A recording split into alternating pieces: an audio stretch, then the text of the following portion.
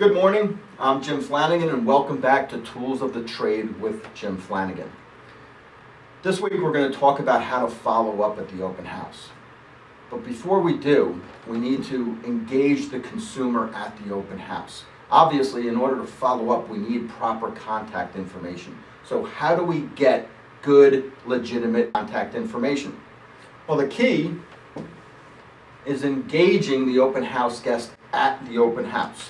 Now, obviously, you're going to be dressed professionally. The home you're holding open is going to be a good home, like we talked about last week. You're going to have material there, right? Well, what does every other agent holding an open house that day have? Well, they have brochures. They have MLS printouts. They may have a CMA. They could have other homes that are currently for sale in the neighborhood. So what's going to set you apart from the competition? What's going to make you different? Well, for one thing, the greatest tool ever invented for the real estate professional, the iPad. Right? For a nominal investment of $535, this tool is meant or created for the real estate professional. And there's even an app called OpenHome Pro, which is exclusively for open houses. You can put that specific listing into your iPad. It creates an open house, pictures, information, and a sign-in sheet right on your iPad. So when the consumer comes in, you can hand them your iPad. They can walk through your open house with that information and put in their contact information right into your iPad. We also have the smartphone.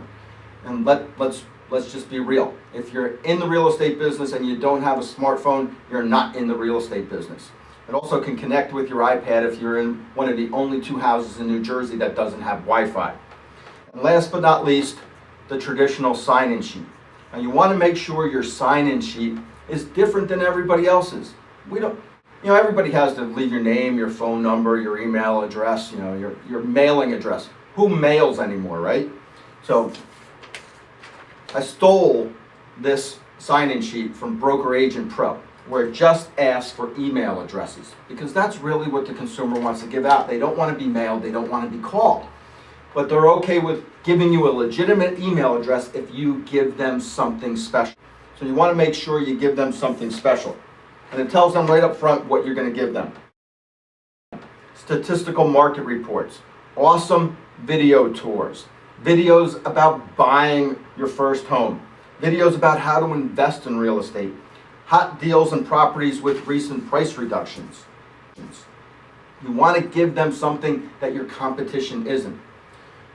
Rick Deluca, who taught about using the open house as a building block for real estate, back before the iPad was invented, said he used to ask people at open houses if they'd like to know when that specific home went under contract and when it eventually closed and what it eventually sold for.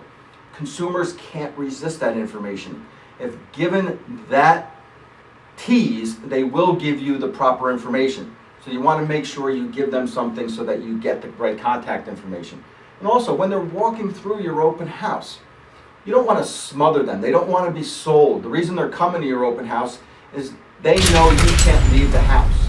If they don't like the house or if they don't like you, they can leave and you're stuck to the house. It's like gravity. You can't leave.